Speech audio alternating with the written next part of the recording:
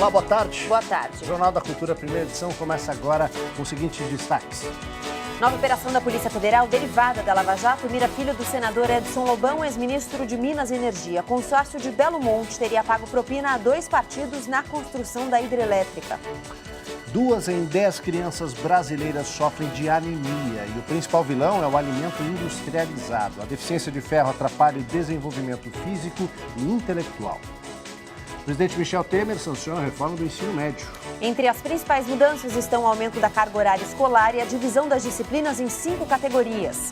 O comércio tenta se recuperar dos maus resultados até agora, mas o carnaval só deve dar respiro mesmo para o setor voltado aos foliões de blocos de rua.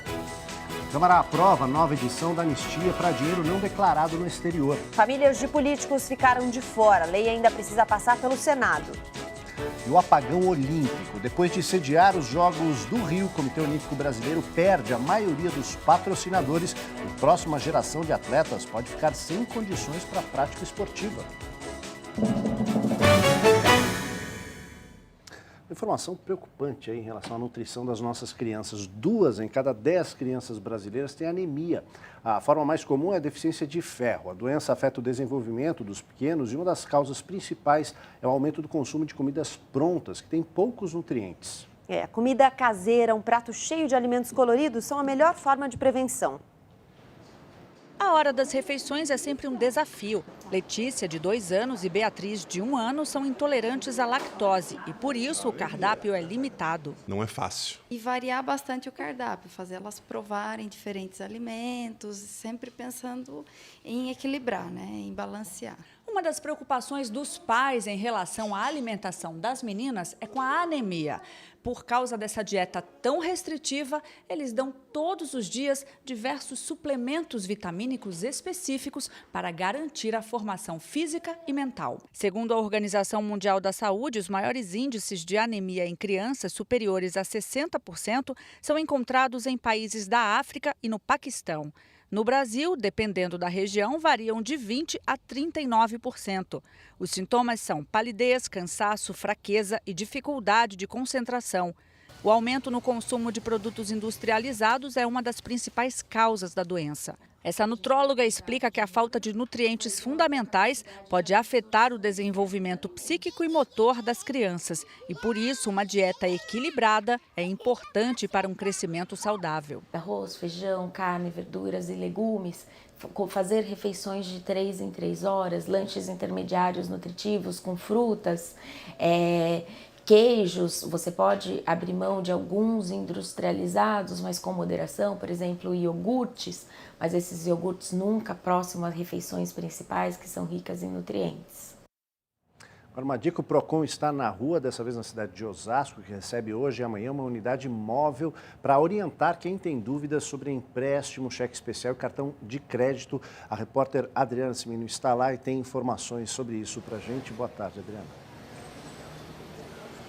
Boa tarde, Aldo. Boa tarde para todo mundo. Essa ação aqui vai tirar dúvidas sobre os direitos do consumidor e também sobre as novas regras do cartão de crédito que entram em vigor a partir do dia 3 de abril. Eu converso agora com o Diógenes Donizete, que é coordenador do Núcleo de Superendividamento do PROCON aqui de São Paulo. Diógenes, qual que é a principal mudança? Boa tarde. Boa tarde. A principal mudança é que agora o consumidor não poderá ficar pagando o mínimo indefinidamente, o saldo devedor sempre aumentando. Ele vai pagar o mínimo uma vez e na próxima fatura, se ele não quitá-lo, o banco tem que apresentar uma proposta de solução com o refinanciamento daquela dívida num juros menor, evidentemente, do que ele paga no rotativo do cartão. E aí vai depender de cada instituição financeira estipular esses juros, então tem que ficar de olho, né? Exatamente. O PROCON orienta o consumidor a não aceitar de pronto a proposta do banco. Ele pode verificar no mercado se existe alguma linha de financiamento que seja menor a taxa de juros. Aí ele faça a conta, se for mais interessante, ele pode pegar empréstimo e quitar o cartão. Tá ótimo, muito obrigada pelas suas informações. Então, essas novas regras passam a valer a partir do dia 3 de abril, mas é sempre bom não cair nesse superendividamento, não entrar no rotativo. E para saber como fazer isso, é só chegar aqui nessa ação do PROCON. Aqui na cidade de Osasco, ela vai funcionar hoje e amanhã, das 9 da manhã até as 4 horas da tarde. Tudo de graça. A unidade móvel do PROCON está na Praça Antônio Menck, aqui no centro de Osasco. Aldo. Aqui, Adriana, obrigado pelas informações. Gabriela.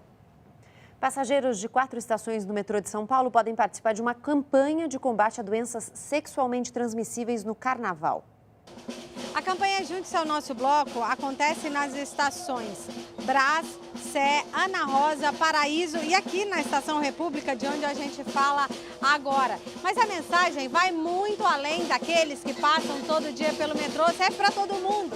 É sobre a importância de se proteger contra as doenças sexualmente transmissíveis. Tem até peça de teatro falando isso, né?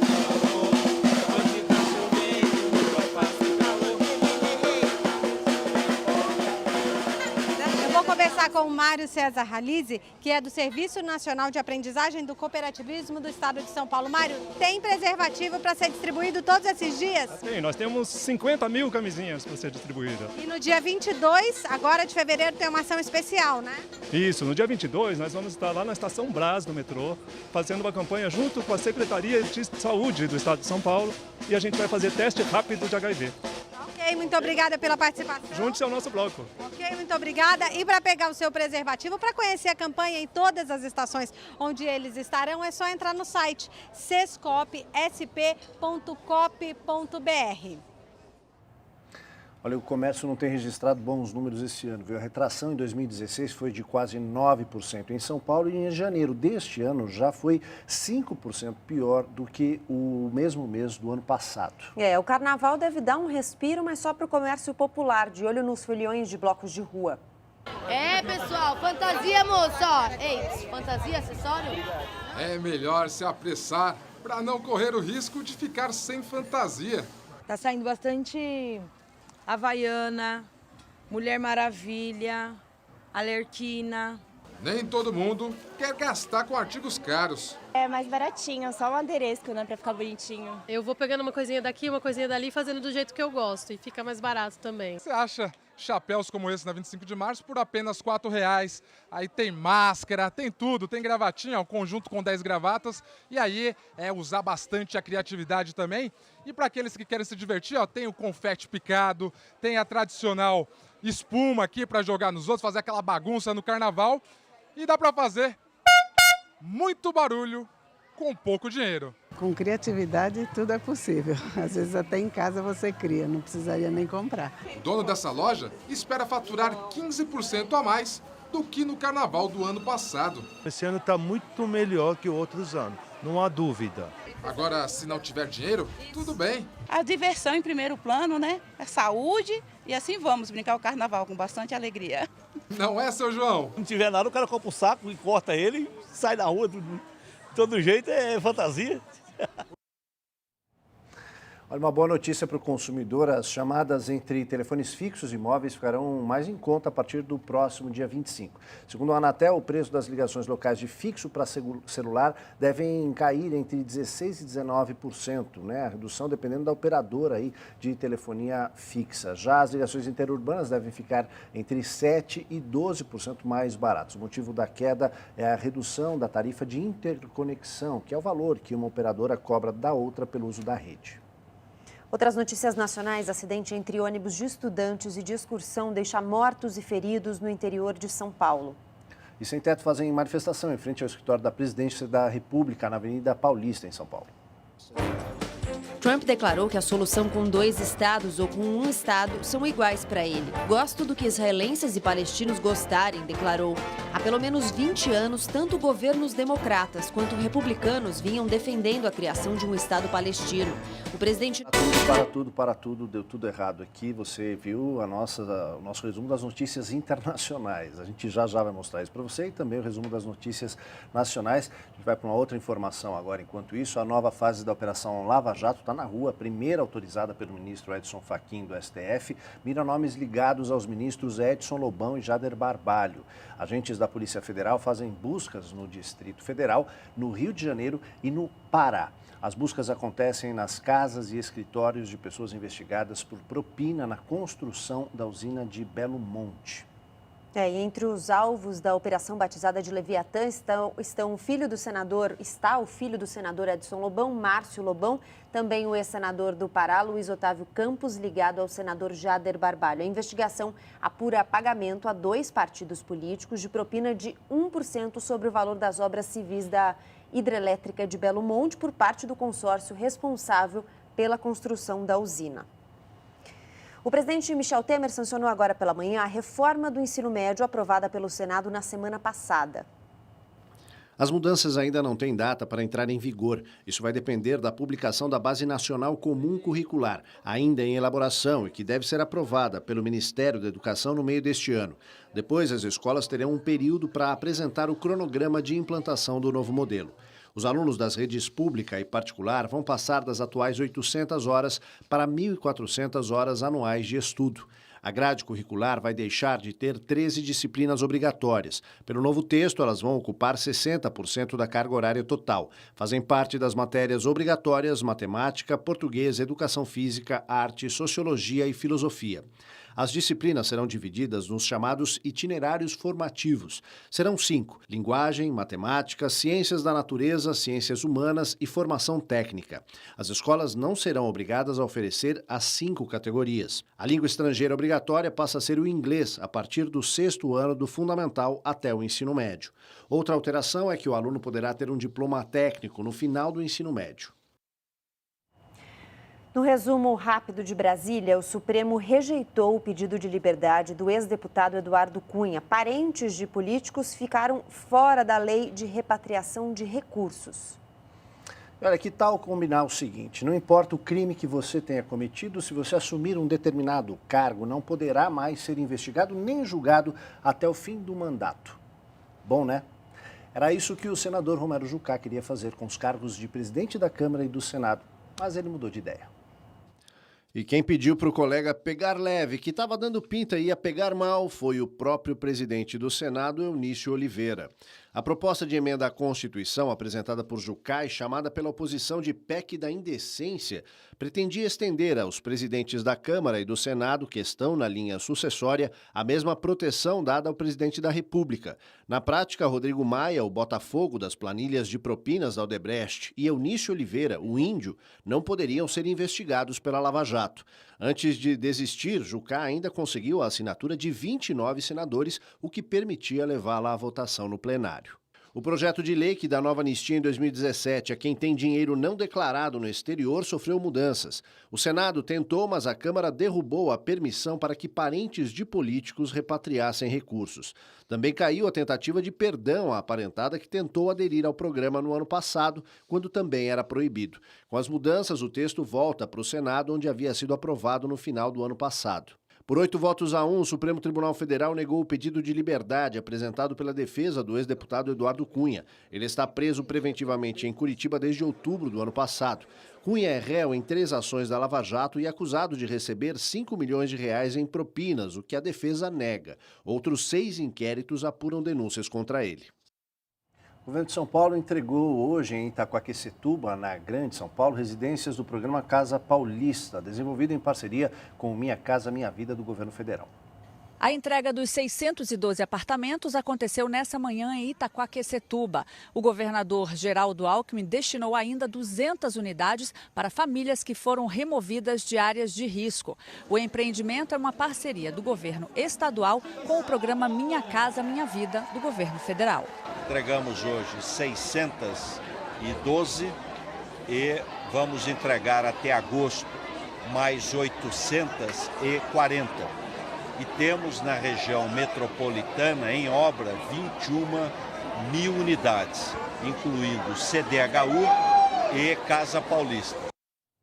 A paralisação da polícia no Espírito Santo levou a um aumento da violência no estado. Não é a primeira vez que isso acontece em momentos em que instituições parecem enfraquecidas ou afastadas da sociedade. Na entrevista da semana a gente foi tentar entender de que forma o bom funcionamento das instituições pode ajudar a reduzir a violência.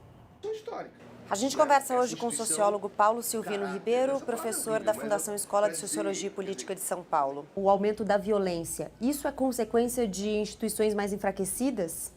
A primeira coisa que a gente precisa considerar é de que modo as pessoas que estão reagindo dessa forma estão hoje numa situação de vulnerabilidade social. Esse é um ponto.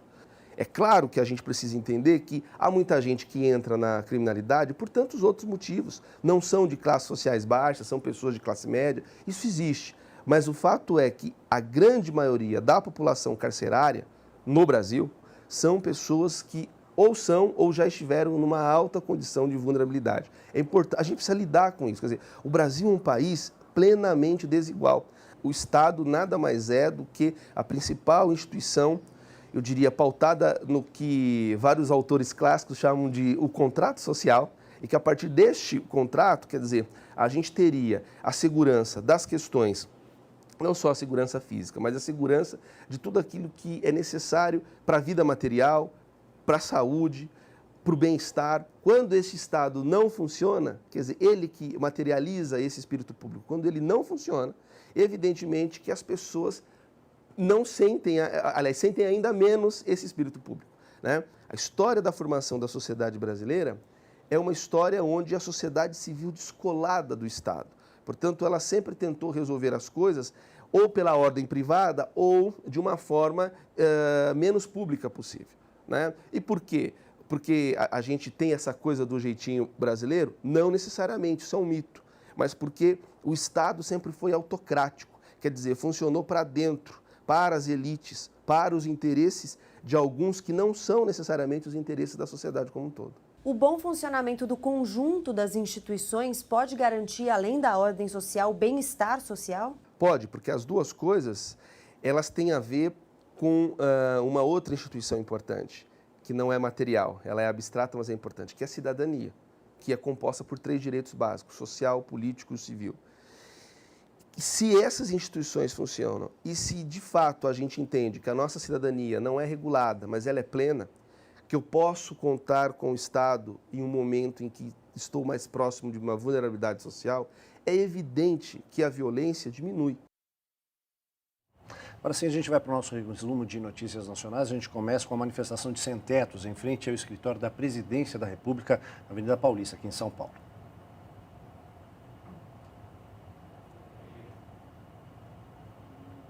A gente tentou. A gente tenta trazer a seguir para você. Vamos para o intervalo. A seguir você vai ver que em reunião com o primeiro-ministro de Israel, Donald Trump diz que não dá a mínima para o Estado palestino. E mais apagão olímpico vem por aí, viu? Depois de sediar os Jogos, o Comitê Olímpico Brasileiro fica quase sem patrocínio e pode comprometer a próxima geração olímpica. A gente volta já.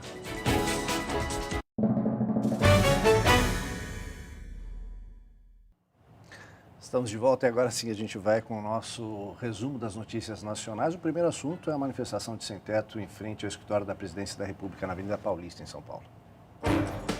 A manifestação reuniu moradores de 20 ocupações do MTST em São Paulo. Sem-teto reivindicam a retomada do programa Minha Casa Minha Vida pelo governo federal. Todas as faixas da Avenida Paulista foram ocupadas. Parte dos manifestantes ainda continua acampada no local. Acidente com 2 ônibus durante a madrugada deixa pelo menos 10 mortos e mais de 50 feridos em Teodoro Sampaio, no interior de São Paulo. Um dos ônibus levava estudantes universitários para casa na cidade. O outro transportava sacoleiros que voltavam do Paraguai para Minas Gerais. O acidente aconteceu na rodovia Euclides de Oliveira Figueiredo, a cerca de 600 quilômetros da capital paulista. Pelo menos 30 pessoas foram presas suspeitas de participar de ataques a ônibus na região metropolitana de Belo Horizonte desde o último fim de semana, quando os crimes começaram. 14 ônibus foram incendiados desde domingo. O último ataque aconteceu na madrugada desta quarta-feira. Somando-se os ataques registrados no Rio Grande do Norte e no Espírito Santo, 86 ônibus já foram incendiados neste início de ano no país. Para as notícias pelo mundo, o presidente Donald Trump contraria uma política histórica dos Estados Unidos sobre o conflito entre Israel e Palestina e diz que a paz naquela região do Oriente Médio não depende da criação de um Estado palestino soberano. Pois é, essa declaração foi dada durante a visita do primeiro-ministro israelense Benjamin Netanyahu a Washington.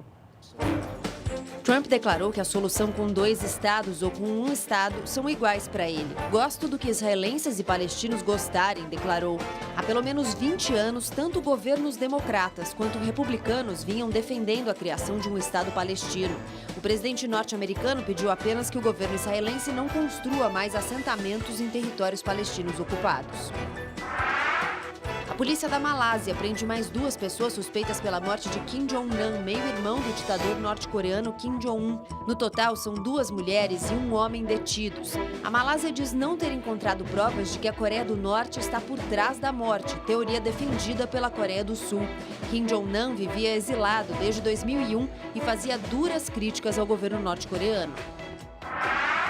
Incêndios florestais obrigam mais de 1.000 pessoas a deixarem suas casas na Nova Zelândia. Pelo menos 40 casas já foram destruídas, mas mais de 400 estão ameaçadas. As chamas, que já duram 2 dias, estão concentradas nos arredores da cidade de Christchurch. Mas ventos fortes ameaçam espalhar o fogo.